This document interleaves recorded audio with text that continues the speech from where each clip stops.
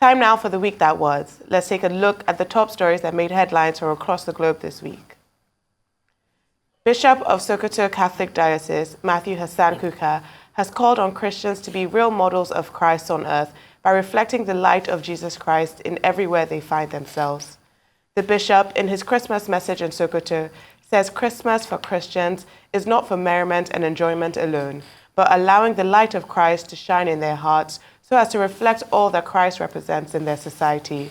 Bishop Kuka also called on Nigerian President Bola Tinubu to take decisive actions towards transforming Nigeria to be a country of equal opportunity for all citizens, irrespective of tribe, religion, or political affiliations.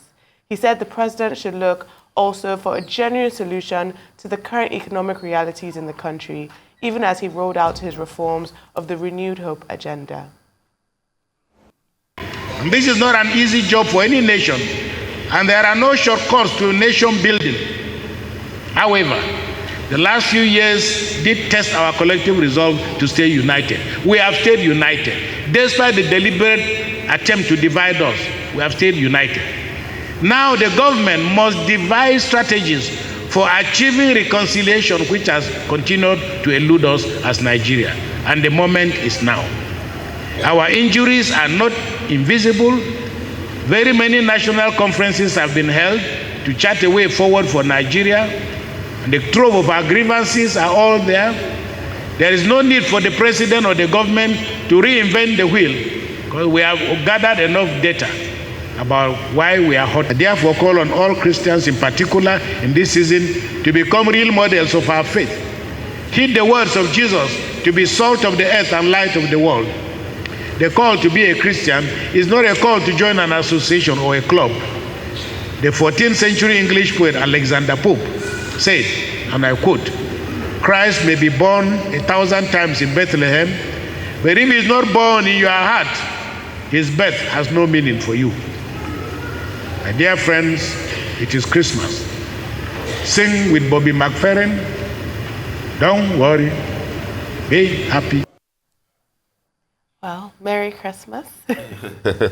Compliments. Compliments of the season. Yes. I hope you enjoyed your Christmas day. Oh, yes, I had a fantastic time, actually. I mean, one also have to be considerate given what is happening in town. Yes. You know, but again, like we discussed the other time, last week, the realities of our time, you know, are, you know, twofold. Mm-hmm. You know, the not so good, and then the fun part of it. If you were in Calabar, for example, because of the festival, or you were in Lagos, depending on, you know, which side of the divide you belong, you would think that this is El Dorado. But of course, if you were in Plateau or a few other places, Taraba, you know, and Co, where there are challenges in the country, you know, you feel very sad. So, you know, I mean, that's how it went. Definitely. I think it's a good message to say that, you know, it's not just about merriment. It's good to be somber. It's good to reflect on the year. It's good to have Christ-like tendencies when you're going through your life. It's a good message that I think that the priest has given. And I also think it's interesting that he says the president does not need to recreate the wheel when it comes to addressing Nigeria's issues, that we all know what our issues are. Yeah. It seems very obvious that we're facing insecurity issues, we're facing economic issues, and that there's not a lot of, you know, reinventing the wheel that needs to be done. It's just tackling these issues one by one and making sure that people can see that the president cares and that the president is on the ball when it comes to insecurity, food insecurity. The cost of living right now is incredible. Economic realities people are facing. And very, very important to stress, especially this week in light of all the murders and killings and attacks we've seen in different places around the country, that insecurity should be at the top of our president's mind. Absolutely. I mean, very well said, Adesua. And, you know, given the role that Father Kuka, Reverend Father Kuka has always played within the Nigerian polity. I mean, it's in sync with the tradition of him, you know, trying to speak truth to power. And I like the fact that his message this year was twofold. First, who a Christian should be. And I thought that that was important at a time that a sad development occurred on social media, regarding why Muslims, were participating or were getting soaked positively into the whole Christmas milieu. So I've seen that many people have responded, including well-meaning Muslims who say that this is not who we are. Yeah. When you try to sow a seed of discord, we have always enjoyed Christmas and New Year together the same way that Christians also enjoy the Salah festivities with the Muslims. And I think that that's how it should stay. So I think the first part of what Reverend Father Kuka spoke about being Christ-like, being accommodating, being a good neighbor, resonates very well in his first part of the message. The second part, of course, he spoke, as always, as a public intellectual, as the conscience of the nation, as somebody who has something to say. And I think that that's part of the role that men of the clergy should always play within the Nigerian polity, especially at this time, that it may look to a lot of people that we have an extremely powerful presidency, who would therefore require people of conscience, people of note, to at least speak truth to power, by way of advice, by way of suggestion. I think that's what Reverend Father Kuka said. You won't be asked to do nothing. I think he used an important language. He said, God will not forgive you if you fail Nigerians. I don't know about going that far, but I think the importance of the message is to say that you have all the wherewithal. You wanted this job. You've gotten it. Now deliver to Nigerians. And you've enumerated what the issues are. Insecurity, both in terms of the sanctity of life and food. And of course, the state of the economy. The Naira is, pummeling badly, and people are struggling to keep up. So I agree. And that's a good one. I think it's also very good that we have someone who is advocating for his people, and as in the people of Nigeria. He talks about how we should not be divisive. Yeah. We always talk about the role of religion in politics, and it's something that we need to be careful about. Yes. But I feel like this is exactly how a man of God or a powerful clergyman should use his influence, as an advocate for the people, his congregation and the people of Nigeria, and to plead to the president and to, as you said, give truth to power. Absolutely. I feel like there are ways that, as opposed to all the doomsday predictions of, I feel, this is, I would say, very good and appropriate use of influence. Yeah. Because when we, as he said, that things can get divisive if we talk about along tribal lines or religious lines in this country. And so for somebody who should speak to our unity and the importance of our unity and our multi-ethnic, our multicultural, multi-religious background in this country, I think he's done a very... He more than delivered on that. 100%. All right, that is to us. So we proceed in a series of violent attacks on villages in central Nigeria. The death toll from this week's series of terrorist attacks on communities in Plateau State has risen to nearly 200, according to local authorities. The assaults, which occurred between Saturday and Tuesday, have amplified religious and ethnic tensions. Head of one of the communities, Bokos, Mondekasa, reported 148 fatalities in the region, while member of Plateau State House of Assembly, Dixon Cholom, noted around 50 deaths in Barkin Ladi. Meanwhile, Nigeria's Vice President Kashim Shettima, on a condolence visit to the area, has called for unity and justice. Fear persists of a higher toll as missing individuals are yet to be accounted for. President Bola Tinubu has ordered swift action by security agencies to apprehend those responsible for the tragedy. I thought we had been able to understand each other and we have achieved peace on the plateau. We have started receiving commendations. But the devil's work that happened on the eve of Christmas cannot be explained because it is unprovoked. Nobody here has touched anybody. Nobody here has carried anybody's cow yet. And it so happened that up till 4 a.m., there were 36 different calls. As you are running to this place, they will tell you, oh, we are seeing people here again. You will run there. Before you get there, they will say, we were overwhelmed. And it could have been worse, much, much worse. There are many people that were killed, slaughtered like animals they are cold-blooded. Some are in their house, some were even outside.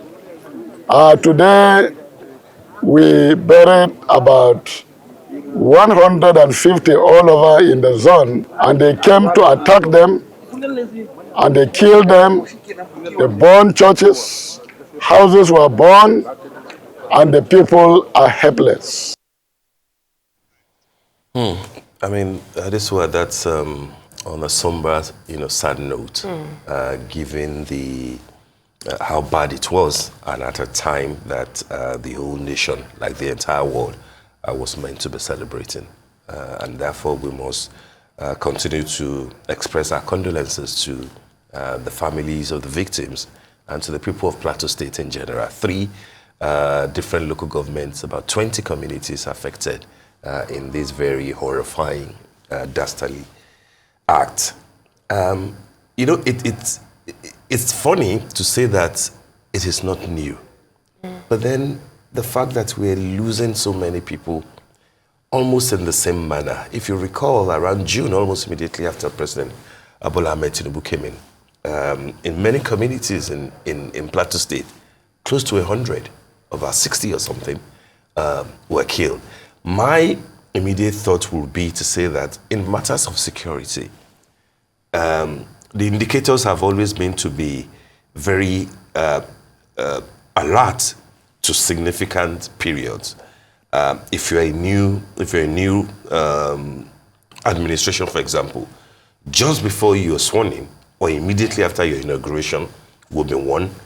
Around Christmas and New Year will be another. And before then, around October 1st, the National Independence Day will be another one. I would have imagined that given the fact that Plateau State, and to some extent, some parts of Benue, have been witnessing this type of farmer-herder clashes, terrorist acts that they, truly are, that the security will have been a lot more ready and watchful. But here we are, close to 200 already gone. Same old rhetorics being expressed. Condolences here, visit there. As for justice, nobody has been prosecuted. It saddens the heart. And I think that for a new president, who incidentally does not have a military background, I think that it will be something of a challenge to him when he's being constantly assessed on how he's dealing with the issues of insecurity in the country. If you recall, Adesua, in 2015, when Ashwaju led the campaign to get President Muhammadu Buhari into office, part of what he used in campaigning for Buhari was that, as at that time in Nigeria, the country needed a strong general. He used examples of, for example, like, when America was challenged, America needed an Eisenhower, to rescue America. He used the example of Germany, he used the example of the United Kingdom. And that at the time that we were, given the state of insecurity at that time, that we needed a Buhari. 8 years after Buhari, we can see the scorecard. Plateau has not improved. Kaduna was in the dungeon for a number of years. But now we have Ashwaju, who preached 8 years ago that we needed a general. But he's not a general. He's an accountant and he's a political strategist who has chosen as his national security advisor somebody who is not from the core military, who, as a police officer, but who never rose to the position of Inspector General of Police. And therefore, when you are assessing both President Ashwaju Bola Ahmed Tinubu and Nuhu Ribadu as the NSA, they will need to do a lot more to convince people that we're up to the task. Yeah. Because those that you ideally say that, yes, a general on the one hand, and then a national security advisor who was a military officer, but they sort of failed, in the Department of Insecurity. How can we therefore trust those who are not like them? My sincere condolences to the people of Plateau State. I seriously agree with you in saying that it is horrifying. It is horrifying that scores of people are dead. It is horrifying that numerous people are still missing, that families in a time where they're supposed to be celebrating, are in mourning, are living in fear. that some communities are being destroyed and or taken over according to, their representatives, that they're chased out of their communities and then other people settle in. I think these issues that we're dealing with here, I think it's very important that you brought up both the president and the team that he has elected, because this is just not a security failure, it's also an intelligence failure. Absolutely. And I think, something that Amnesty International Nigeria said is that the Nigerian authorities' consistent failure to stem the tide of violent attacks on communities in Plateau State is costing people's lives and livelihoods. Without immediate concrete action, many more lives may be lost. And I think that is what is missing here, concrete action. We're getting a visit from the Vice President, Anu Ribadu. We're getting words. The Inspector General of Police went there too and said that there will be a special squad that will be formed. What about all the other special squads that were, before? We need concrete action. You're right.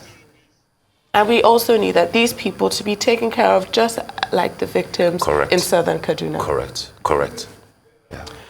Nobel laureate Professor Wole Soyinka says it will be too early for him to criticize President Bola Tinubu and that he would give him 1 year to find his bearing. Soyinka spoke with newsmen on Sunday evening after meeting with President Tinubu, who is vacationing in Lagos during Christmas. He also presented a 7-point agenda to the president, adding that as a routine, he usually refrains from criticizing governments before the expiration of their first year in office. Soyinka also disclosed that he had in the past advised Tinubu against running for the nation's #1 position. Well, actually, it's an embarrassing visit because when I visited him the last time, it was to try and persuade him not to run for office. I think I've written about that. I told Atiku and himself that they should please leave the grounds for young people. That's the last time we met, about 5 years ago. And I call him secretly Olori Kuku, the stubborn man. So he ignored my advice completely. So I came to see how he was doing after neglecting my advice. Wanted to see if both he and his wife were weathering Nigeria as well as can be expected, and to wish them a happy Christmas. He's an old friend, as you know very well. And it was as a friend that I told him, don't run, leave this thing alone. But he ignored me. Something you may have noticed about me that most heads of state, when they take office, I always leave them alone for about the first year. I don't know if you've seen that, if you've noticed that. Because they need, I know when they come in, they don't start from ground zero. They often start even lower than ground zero, and they have to make up. So I have this personal policy, whether it's Obasanjo or Buhari or Jonathan. You'll notice that during the first year, I hardly ever say anything. And then people ask me, why are you not talking? I say, go and ask the last person whether I spoke during the first year. So I'm adopting the same principle this year. At the end of 1 year, ask me that question So what again. would you like to see him do in the next... That's very simple. I came here with a 7-point agenda. And we had a very thorough discussion on those items.